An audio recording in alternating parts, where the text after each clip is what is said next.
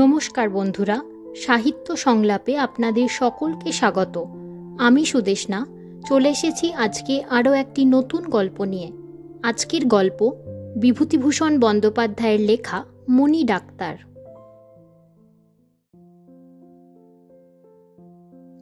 আষাঢ় মাসের প্রথমে জ্যৈষ্ঠের গরমটা কাটিয়া গিয়াছে, তাই রক্ষা।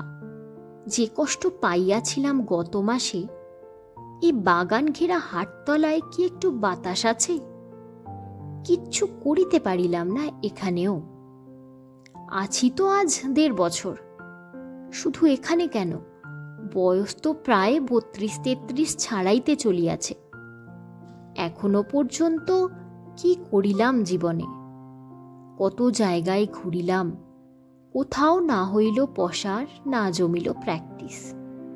বাগাঁচড়া, কলারোয়া, শিমুলতলি, সত্রাজিতপুর, বাগান গাঁ, কত গ্রামের নামই বা করিব। কোথাও মাস কয়েকের বেশি চলে না। এই পলাশপাড়ায় যখন প্রথম আসি, বেশ চলিয়াছিল কয়েক মাস। ভাবিয়াছিলাম ভগবান মুখ তুলিয়া চাহিলেন বুঝি। কিন্তু তারপরেই যে কি ঘটিল, আজ মাস কয়েক একটি পয়সারও মুখ দেখিতে পাই না। এখন মনে হয় কুণ্ডুবাবুদের আড়তে যখন চাকুরি করিতাম শ্যামবাজারে, সেই সময়টাই আমার খুব ভালো গিয়াছে। আমাদের গ্রামের একজন লোক চাকুরিটা জুটাইয়া দিয়াছিল। খাতাপত্র লিখিতাম। হাতের লেখা দেখিয়া বাবুরা খুশি হইয়াছিল। 8-9 মাসের বেশি সেখানে ছিলাম। তার মধ্যে কলিকাতায় যাহা কিছু দেখিবার আছে সব দেখিয়াছি। চিড়িয়াখানা, মিউজিয়াম, বায়োস্কোপ, থিয়েটার, পরেশনাথের বাগান, কালীঘাটের কালী মন্দির, কি জায়গায় না কলিকাতা। চাকুরিটা যাইবার পরে পরের দাসত্বের ওপর বিতৃষ্ণা হইল। ভাবিলাম ডাক্তারি ব্যবসা বেশ চমৎকার স্বাধীন ব্যবসা। কুণ্ডুবাবুদের বাড়ির ডাক্তারবাবুকে ধরিয়া তাহার ডিসপেন্সারিতে বসিয়া 2 মাস কাজ শিখিলাম। কিছু বাংলা ডাক্তারি বই কিনিয়া পড়াশোনাও করিলাম। তারপর হইতেই নিজের দেশ ছাড়িয়া এই সুদূর যশোহর জেলার পল্লীতে পল্লীতে ঘুরিয়া বেড়াইতেছি। এ গ্রামে ব্রাহ্মণের বাস নাই। হিন্দুর মধ্যে কয়েক ঘর গোয়ালা ও কলু আছে, বাকি সব মুসলমান। পলাশপুরে কারো কোঠা বাড়ি নাই। সকলে নিতান্ত গরিব, সকলেরই খড়ের ঘর। খুব বেশি লোকের বাসও যে এখানে আছে তাও নয়। যদি বলেন এখানে কেন ডাক্তারি করিতে আসিয়াছি, তার একটা কারণ, নিকটবর্তী অনেকগুলি গ্রামের মধ্যে এখানেই হাট বসে। এমন কিছু বড় হাট নয়, তবুও বুধবারে ও শনিবারে অনেকগুলি গ্রামের লোক জড়ো হয়। হাটতলায় কখানা খড়ের আটচালা ও সবাইপুরের গাঙ্গুলিদের ছোয়ানি তরফের কাছারি ঘর আছে। কাছারি ঘরখানা দেয়ালবিহীন খড়ের ঘর। বছরের মধ্যে কিস্তির সময় জমিদারের তহসিলদার আসিয়া 2 মাস থাকিয়া খাজনাপত্র আদায় করিয়া চলিয়া যায়। সুতরাং ঘরখানা ভালো করিবার দিকে কাহারও দৃষ্টি নাই। ঘরের অবস্থা অত্যন্ত খারাপ। সারা মেঝেতে ইঁদুরের গর্ত। মটকা দিয়া বর্ষার জল পড়ে। ঝড়ঝাপটা হইলে ঘরের মধ্যে বসিয়াও জলে ভিজিতে হয়। ছোয়ানির বাবুদের এহেন কাছারি ঘরে নায়েবকে বলিয়া কহিয়া আশ্রয় লইয়া আছি। একাই থাকি। এদিকে সব গাঁয়ের মতো এ গাঁয়েও বন জঙ্গল, বাঁশবন, প্রাচীন আমের বাগান বড় বেশি। হাটতলার 3 দিক ঘিরিয়া নিবিড় বাঁশবন ও আমবাগান। একদিকে সরি জঙ্গলের গা ধরিয়া আধপোয়া পথ গেলে বেত্রবতী নদী, স্থানীয় নাম বেতনা। বন জঙ্গলের দরুন দিনের বেলাও হাটতলাটা যেন খানিকটা অন্ধকার দেখায়। রাত হইলে হাটতলায় লোকজন থাকে না। 2-1খানা যা দোকানপত্র আছে, দোকানিরা বন্ধ করিয়া চলিয়া যাইবার পরে হাটতলা একেবারে নির্জন হইয়া পড়ে। বনে, ঝোপঝাড়ে, বাঁশবাগানে জোনাকি জলে কচ্চিৎ ফুটন্ত ঘেটকুল ফুলের দুর্গন্ধ বাহির হয়। উত্তর দিকের শিমুল গাছটায় পেঁচা ডাকে। আমি একা বসিয়া ভাত রাঁধি, কোনো দিন ভাত চড়াইয়া দিয়া একতারাটা হাতে লইয়া আপন মনে গান করি।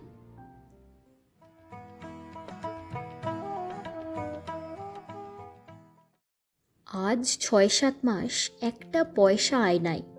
হাটে ঢেঁড়া পিটাইয়া দিয়াছি, 4 আনা ভিজিট লইব। ওষুধের দাম দাগ পিছু 1 আনা। তবুও রোগীর দেখা নাই। ভাগ্যে মুজিবর রহমান লোকটা ভালো, নিজের দোকান হইতে আজ 4-5 মাস ধরে চাল ডাল দেয়, তাই কোনো রকমে চলিতেছে। গোয়ালপাড়ায় দামু ঘোষের বাড়িতে একটা নিউমোনিয়া কেস ছিল গত মাসে। মুজিবর এদিকের মধ্যে মাতব্বর লোক, সবাই তার কথা মানে। তাকে ধরিয়া সুপারিশ করাইয়াছিলাম দামু ঘোষের কাছে, কিন্তু শেষ পর্যন্ত আমায় না ডাকিয়া ডাকিল গিয়া বলরামপুরের অবিনাশ শেখরা কবিরাজকে। অবিনাশ কবিরাজের ওপর তাদের নাকি অশেষ বিশ্বাস। সুবাসিনীকে লইয়া হইয়াছে মুশকিল। বিবাহ করিয়া পর্যন্ত তাকে বাপের বাড়ি ফেলিয়া রাখিয়াছি। একখানা ভালো কাপড় পর্যন্ত কোনো দিন দিতে পারি নাই। ছেলেটির দুধের দাম 7-8 টাকা বাকি। শাশুড়ি ঠাকরুন তাগাদা করিয়া চিঠি দেন। কোথায় পাইব 7-8 টাকা? নিজেই পাই না পেটে খাইতে। টাকা দিতে পারি না বলিয়া শাশুড়ি ঠাকরুন মহা অসন্তুষ্ট। তিনি ভাবেন কত টাকাই না রোজগার করিতেছি ডাক্তারিতে। কেহ বলিলে হয়তো বিশ্বাস করিবে না, আজ 4-5 মাস একরকম শুধু ভাত খাই। পাড়াগা হইলেও এখানে জিনিসপত্র উৎপন্ন হয় না বলিয়া অতিরিক্ত আক্রা। পটল 2 আনা সের, আলু 6 পয়সা, মাছ 4 আনা 6 আনার কম নয়। কেহ দেখিতে পাইবে বলিয়া খুব ভোরে নদীর ধার হইতে শুশনি আর কাঁচরাদাম শাক তুলিয়া আনি মাঝে মাঝে। আজকাল আমের সময়, শুধু আম ভাতে আর ভাত। কতদিন শুধু নুন দিয়াই ভাত খাইয়াছি। পাশ করা ডাক্তার নই, কিন্তু তাতে কি? বাড়ি বসিয়া বই পড়িয়া কি আর ডাক্তারি শেখা যায় না? আজ 7-8 বছর তো ডাক্তারি করিতেছি, অভিজ্ঞতা বলিয়া একটা জিনিসও তো আছে। পাশ করা ডাক্তারের হাতে কি আর রোগী মরে না? ধোপাখালির ইন্দু ডাক্তার আসিয়া বিধু গোয়ালিনীর মেয়েটাকে বাঁচাইতে পারিয়াছিল? তবে কেন যে দুষ্ট লোকে রটাইয়াছে মণি ডাক্তারের ওষুধ খাইলে জ্যান্ত মানুষ মরিয়া ভূত হয়, ইহার কারণ কে বলিবে? আমি গরিব বলিয়া আমার দিকে কেউ হয় না, এক মুজিবর ছাড়া। ওই লোকটা আজ 3-4 মাস বিনা আপত্তিতে নিজের দোকান হইতে চাল ডাল না দিলে আমাকে উপবাস করিতে হইত। সে আমার জন্য যত করিয়াছে এ অঞ্চলের কেহ তার শিকিও কোনোদিন করে নাই। তার ঋণ কখনো শোধ করিতে পারিব না। এসব অজপাড়া গাঁ, রেল স্টেশন হইতে 10-12 ক্রোশ দূরে। কাছে কোনো বড় বাজার কি গঞ্জ নাই। লোকজন নিতান্ত অশিক্ষিত। রোগ হইলে ডাক্তার ডাকার বদলে জল পোড়া তেল পোড়া দিয়া কাজ ছাড়ে। ফকির ডাকাইয়া ঝাড়ফুঁক করে, বলে অপদেবতার দৃষ্টি হইয়াছে। ডাক্তার ডাকিবার রেওয়াজই নাই। বাড়ি যায় নাই আজ 1.5 বছর। পলাশপাড়া আসিবার আগে কিছুদিন ছিলাম সত্রাজিতপুরে, তখন হইতেই যায় নাই। বাড়ি মানে শ্বশুর বাড়ি, নিজের বাড়িঘর বলিয়া কিছু নাই অনেক দিন হইতেই। শ্বশুরবাড়ি যাইতে হইলে 8 ক্রোশ হাঁটিয়া নাভারণ স্টেশনে রেলে চাপিতে হইবে। সেখান হইতে মসলন্দপুর স্টেশনে নামিয়া মোটর বাসে যাইতে হইবে খোলাপোতা। সেখানে মার্টিন লাইনের ছোট রেলে হাসনাবাদ পর্যন্ত গিয়া ইছামতিতে নৌকায় 6-7 ঘন্টা গেলে তবে শ্বশুরবাড়ি।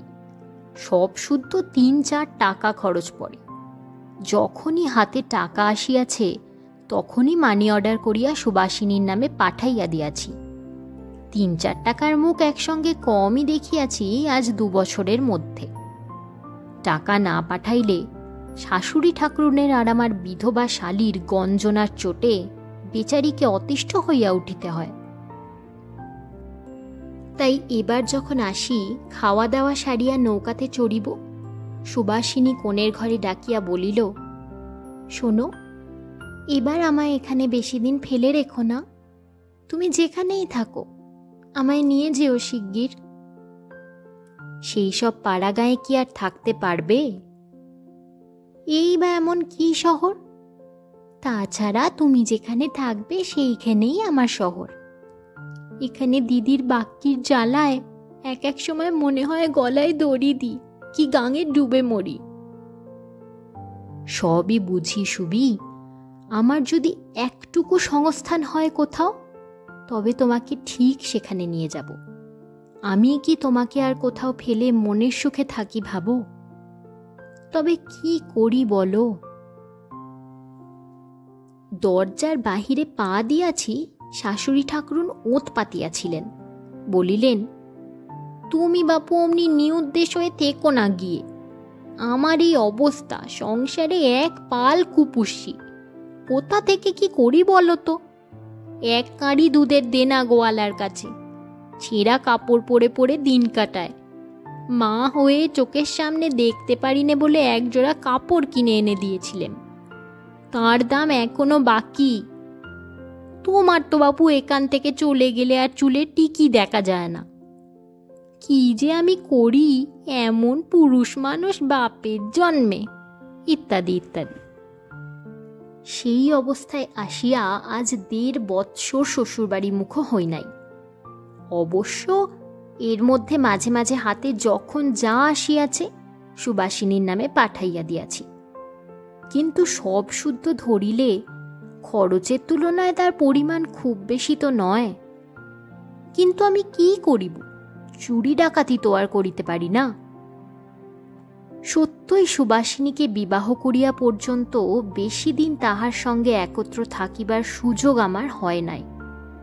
প্রথম প্রথম ভাবিতাম একটা কিছু সুবিধা হইলেই তাকে লইয়া গিয়া কাছে রাখিব, কিন্তু বিবাহ করিয়াছি আজ 6-7 বছর, তার মধ্যে এ সুযোগ কখনো হইল না। শ্বশুরবাড়িতেই বা গিয়া কয়দিন থাকা যায়?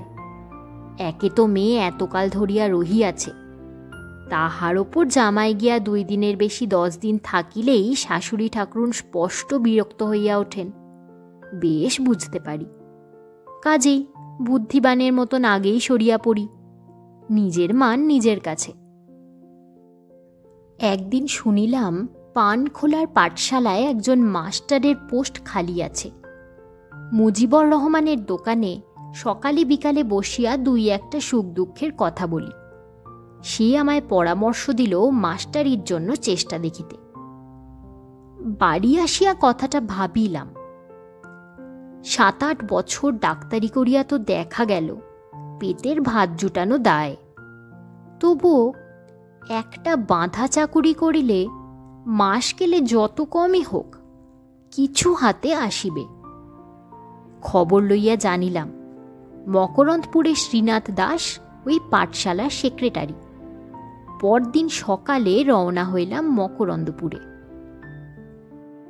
মকরন্দপুর এখান হইতে 7-8 ক্রোশের কম নয়।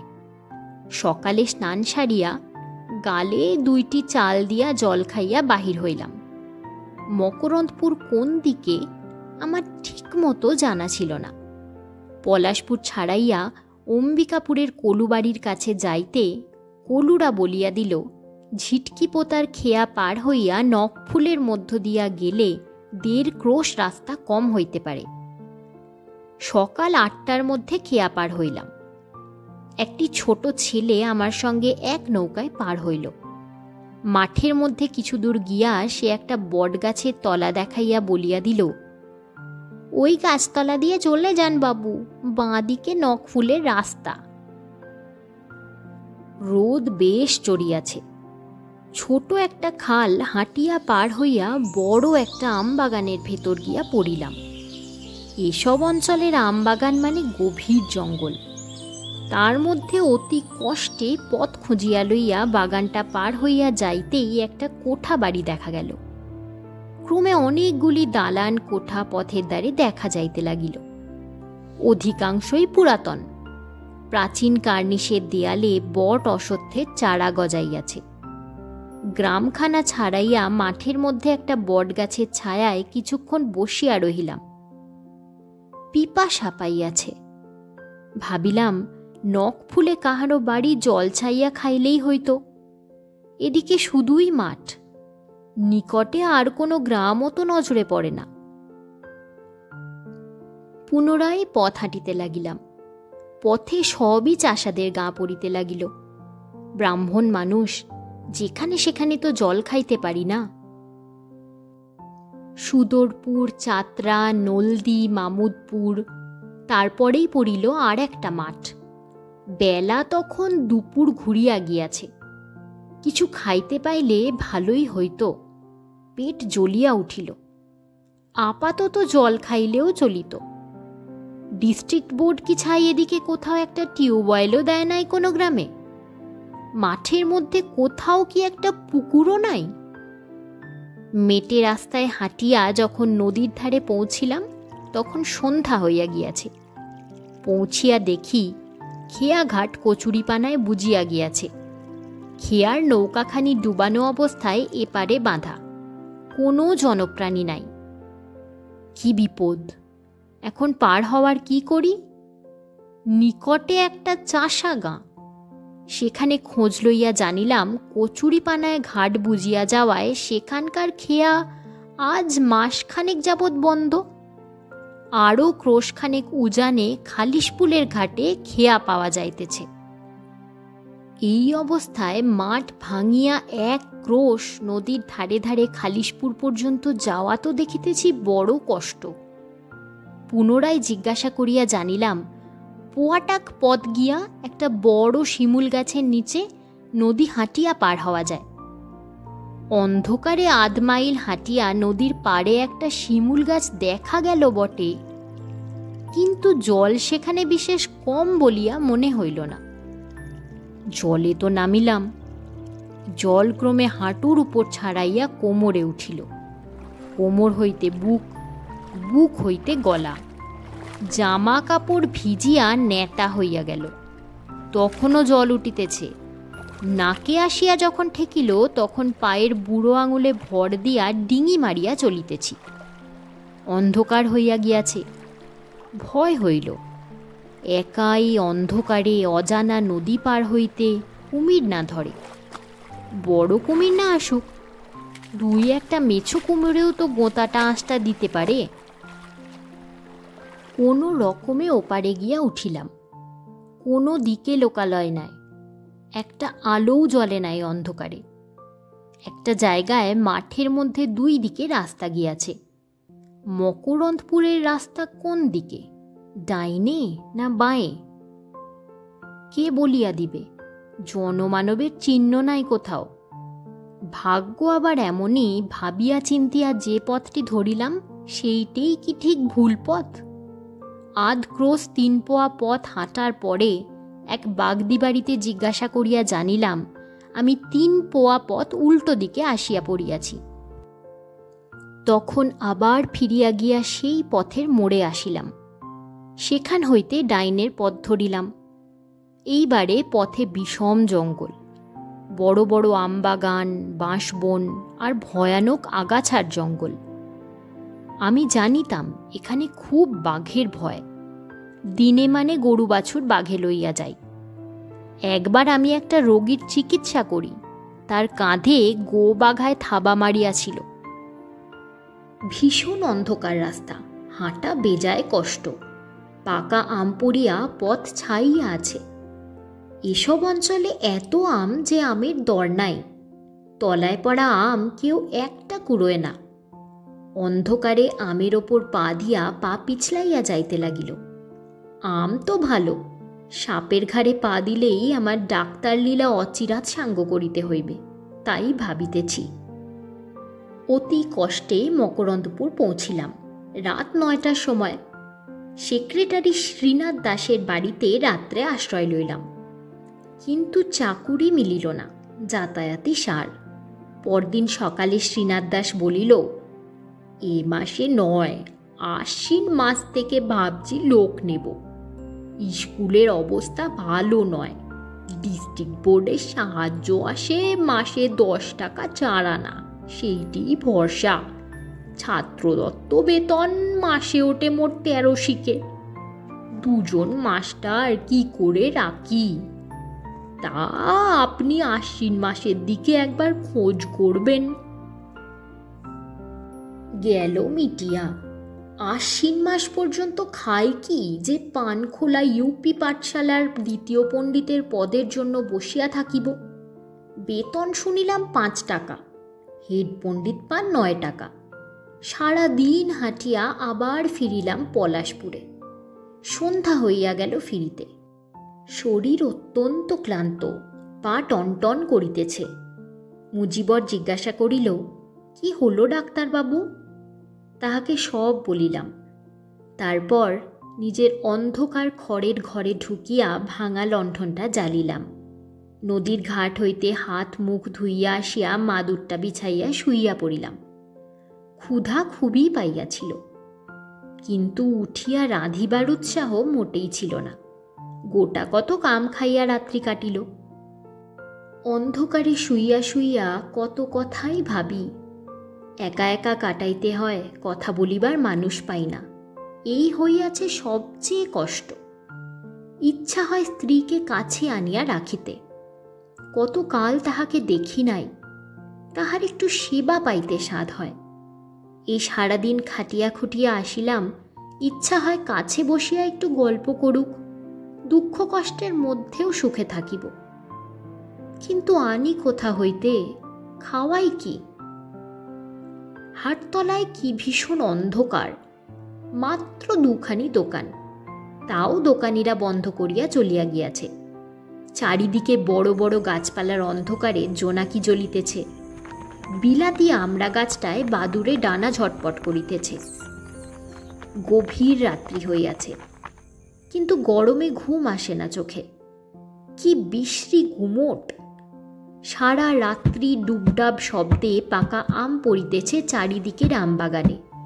শুইয়া শুইয়া শুনিতেছি। উফ, কি একঘেয়েই হইয়া উঠিয়াছে এখানকার জীবন। সকালে উঠিয়া নদীর ধারে একটু বেড়াইয়া আসিয়া সেই হাটতলায় ফিরিয়া আসি। বেশি দূর কোথাও যাইতে পারি না। কি জানি, রোগী আসিয়া যদি ফিরিয়া যায়। সারা দিন ডিসপেন্সারি আগলাইয়া থাকিতে হয় আশায় আশায়। মুদি পোড়া আঁখি বসি রসালের তলে, ভ্রান্তি মদে মাতি ভাবি পাইব পাদপদ্মে, কাঁপে হিয়া দুরু দুরু করি। আর তাছাড়া যাই বা কোথায়? চাষা গাঁ, কোনো ভদ্রলোকের বাড়ি নাই যে বসিয়া গল্পগুজব করি। ঘুরিয়া ফিরিয়া সেই আমার ফুটা খড়ের ঘরের ডিসপেন্সারি আর মুজিবরের দোকান, দোকান আর ডিসপেন্সারি। কোনো দিন সন্ধ্যার দিকে পিপিলিপাড়ার বিলের ধারে বেড়াইতে গিয়া দেখি বাগদিরা কি করিয়া ডোঙায় উঠিয়া কোঁচ ছুড়িয়া কই মাছ মারিতেছে। অন্ধকার দেখিয়া 2টা হয়তো শাক তুলিয়াও আনি কোনো দিন। একঘেয়ে আম ভাতে ভাত অখণ্ড প্রতাপে রাজ্য চালাইতেছে তো বৈশাখ মাস হইতেই। কতদিন আর ভালো লাগে? আমার নামের কপাল নয়। কাল ওপাড়ার বিষ্ণুকলুর বড় ছেলেকে সন্ধ্যার পরে ঘানি ঘরের দরজায় সাপে কামড়াইল। আমি শুনিয়াই ছুটিয়া গেলাম। আমায় কেহ ডাকিতে আসে নাই বটে, কিন্তু কানে শুনিয়া চুপ করিয়া থাকিতে পারি কি করিয়া? গিয়াই শক্ত করিয়া গোটা কতক বাঁধন দিলাম।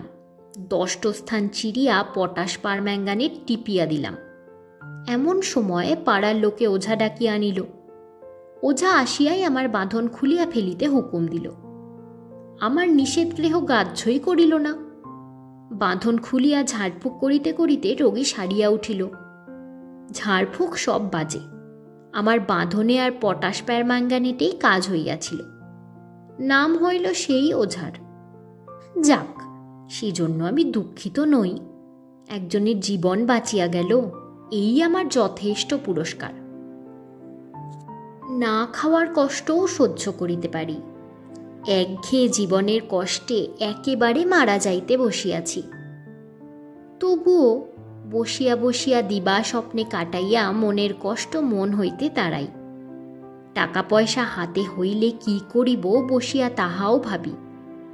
সুবাসিনীকে লইয়া আসিব, খোকাকে লইয়া আসিব।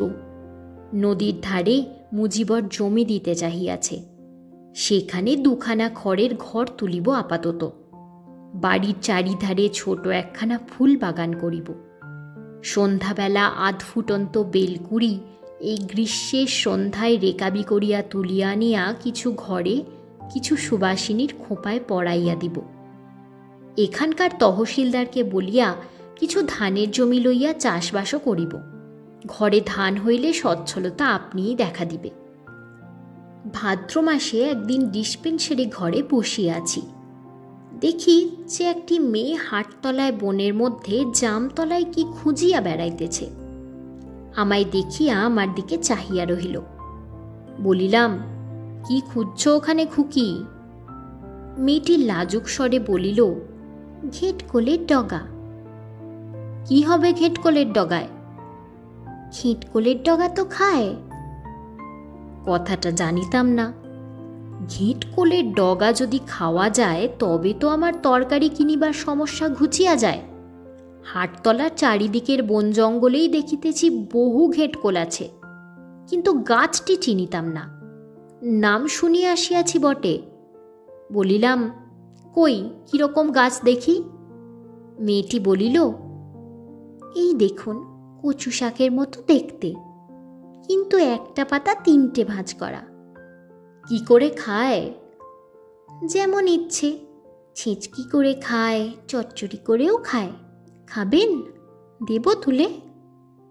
মেয়েটির কাছে একটু চাল দেখাইলাম। ডাক্তারবাবু হইয়া বুনো ঘেঁটকোলের ডগা কি করিয়া খাইব? তবে যদি নিতান্তই খাইতে হয়, সেই অবজ্ঞাত বন্য উদ্ভিদের প্রতি নিতান্ত কৃপা করিয়াই খাইব, এই ভাবটা দেখাইবার চেষ্টা করিলাম। বলিলাম, ওসব কচু ঘেঁচুর ডগা কে রাঁধবে? কি করে রাঁধতে হয়? মেয়েটি শিখাইয়া দিল ঘেঁটকোলের ডগার ছেঁচকি রাঁধবার প্রণালী। একাটি ডগা তুলিয়া দিয়াও গেল। যাইবার সময় আমার রান্নাঘরের দিকে চাহিয়া বলিল, এখানে কে থাকে? আমিই থাকি। সে কথা নয়, আপনার সঙ্গে কে থাকে? রেঁধে বেড়ে দেয় কে? কেউ না, নিজেই। সেই হইতে মেয়েটি আমায় কেমন যেন একটু কৃপার চোখে দেখিল বোধ হয়। যখনই সে হাটতলায় ঘেঁটকোলের ডগা সংগ্রহ করিতে আসিত, আমায় এক আটি দিয়া যাইত। সকালের দিকেও আসিত, আবার বৈকালেও আসিত। একদিন বৈকালে আপন মনে বসিয়া আছি। মেয়েটি আসিয়া দাওয়ার ধারে কোঁচর হইতে কিছু ডুমুর বাহির করিয়া রাখিয়া বলিল, এবেলা হরে কলুদের পুকুর পাড় থেকে ডুমুর পেরেছিলাম, তাই আপনাকে দুটো দিয়ে যাচ্ছি। মেয়েটি কে তা আমি কখনো জিজ্ঞাসা করি নাই। মেয়েটি দেখিতে ভালো, বেশ বড় বড় চোখ, বয়স 18-19 হইবে। গায়ের রং যতটা ফর্সা, এসব পাড়া গায়ে তত সুন্দর গায়ের রং প্রায়ই দেখা যায় না। তবে ব্রাহ্মণ কায়স্থের ঘরের মেয়ে নয়, দেখিলেই বোঝা যায়। সেদিন তাহার পরিচয় লইয়া জানিলাম সে এই গ্রামেরই বিধু গোয়ালিনীর মেয়ে। তার ভালো নাম সম্ভবত প্রেমলতা বা ওই রকম কিছু, সবাই প্রমো বলিয়া ডাকে। অল্প বয়সে বিধবা হইয়াছে, যেমন সাধারণত আমাদের দেশে গোয়ালার ঘরে হয়। মেয়েটি কিছুক্ষণ চালের বাতা ধরিয়া দাঁড়াইয়া রহিল। বলিল, আপনার বিয়ে হয়নি? কেন হবে না? তবে বউকে নিয়ে আসেন না কেন? এখানে তো আপনার রান্না বান্নার খুব কষ্ট। হ্যাঁ, তা বটে, এইবার আনবো ভাবছি। মা বাবা আছেন? না। কোথায় আপনার বাড়ি? সে তুমি চিনিতে পারিবে না, সে অনেক দূর। এইভাবে আলাপে সূত্রপাত। তারপর কতদিন সকালে বিকেলে প্রম আসিত। কোনোদিন ওলের ডাঁটা, কোনোদিন ডুমুর, কোনোদিন বা একটা চালতা। নিজে যা বনে জঙ্গলে সংগ্রহ করিত তার কিছু ভাগ আমায় না দিয়া যেন তার তৃপ্তি হইত না। মাঝে মাঝে ওইখানটায় দাঁড়াইয়া চালের বাতা ধরিয়া কত গল্প করিত। সরলা বালিকা কাঠ কুড়াইয়া শাকপাতা সংগ্রহ করিয়া তার দরিদ্র মায়ের গৃহস্থালীর অভাব দূর করিতে চেষ্টা করিত। তেমনি এই দরিদ্র ডাক্তারের প্রতি গভীর অনুকম্পা বশত তার ভাতের থালার উপকরণও জুটাইয়া দিত। বড় ভালো লাগিত তাকে। একটা অদৃশ্য সহানুভূতির সূত্রে সে আমাকে বাঁধিয়াছিল। বোধহয় আমিও তাকে বাঁধিয়াছিলাম। পলাশপুরের হাটতলায় নিঃসঙ্গ জীবনে একটি মমতাময়ী নারীর সঙ্গ বোধহয় খুব ভালোই লাগিয়াছিল। তাই সে আসিলে মনটা খুশি হইয়া উঠিত। ইদানিং সে আসিতও ঘন ঘন, নানা ছলছুতোয়, কারণে অকারণে। আসিয়া খেইহারা কথাবার্তায় থাকিয়াও যাইত অনেকক্ষণ। একদিন লক্ষ্য করিলাম প্রমোদ তার বেশভূষার দিকে নজর দিয়াছে। প্রথম সেদিন তার যত্ন করিয়া বাঁধা খোপাটির দিকে চাহিয়া আমার এ কথা মনে হইল। ফর্সা শাড়িখানা পরিপাটি করিয়া পরিতে শিখিয়াছে।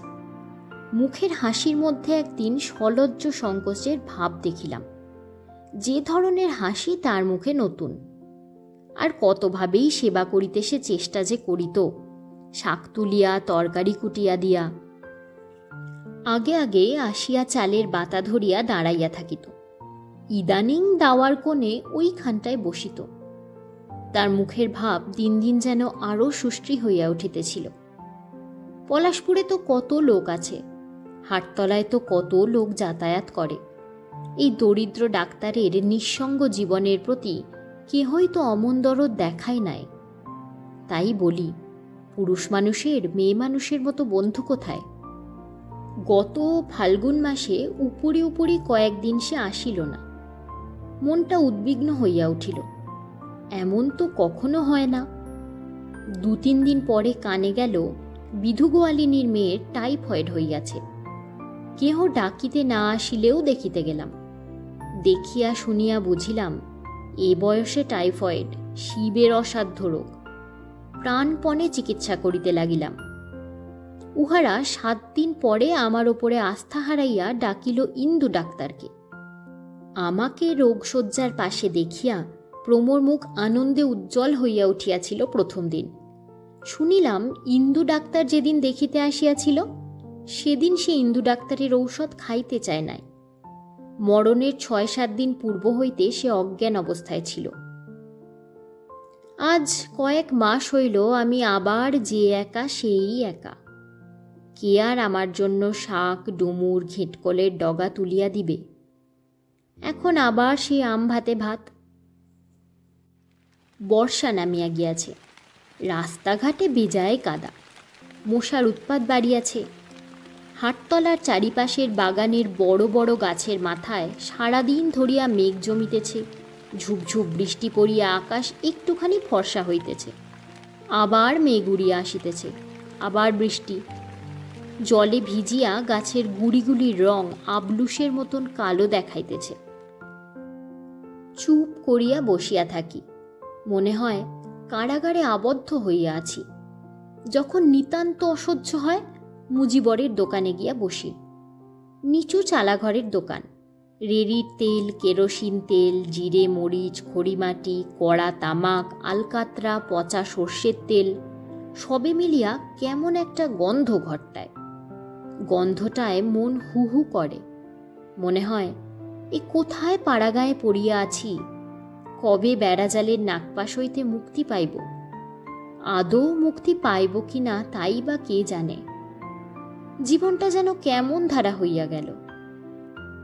তবুও যদি এত কষ্টেও এই একঘেয়ে অজ পাড়াগাঁয়েও আমার মনে হয় সব কষ্ট সহ্য করিতে পারিতাম যদি সুবাসিনী ও খোকা কাছে থাকিত। একবার যখন কলকাতায় থাকিতাম ভবানীপুর দিয়া আসিতেছি, দেখি একটা বড় বাড়ি হইতে দলে দলে মেয়েরা বই হাতে করিয়া বাহির হইতেছে। নানা বয়সের মেয়ে আছে তার মধ্যে। ভাবিলাম এ কি, এত মেয়ে আসে কোথা হইতে? ব্যাপার কি একবার দেখিতে হইছে তো। তারপর দেখিলাম সেটা একটা মেয়েদের কলেজ। কি চমৎকার সব মেয়ে ছিল তার মধ্যে। কেমন সব পরনে, কেমন চশমা, কি রূপ। আর একবার দেবেন্দ্র ঘোষ স্ট্রিট দিয়া যাইতেছিলাম।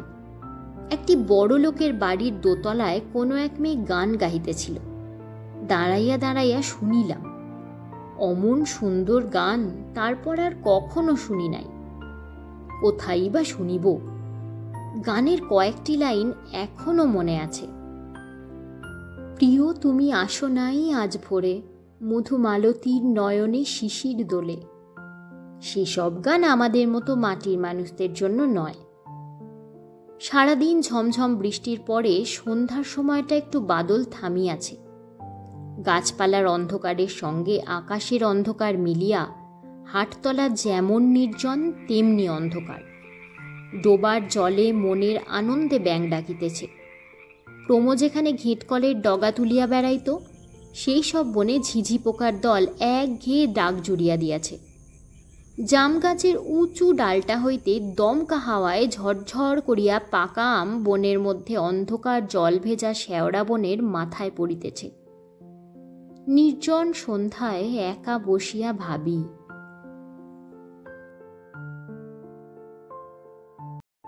এতক্ষণ শুনলেন বিভূতিভূষণ বন্দ্যোপাধ্যায়ের লেখা মণি ডাক্তার। আজ এ পর্যন্তই।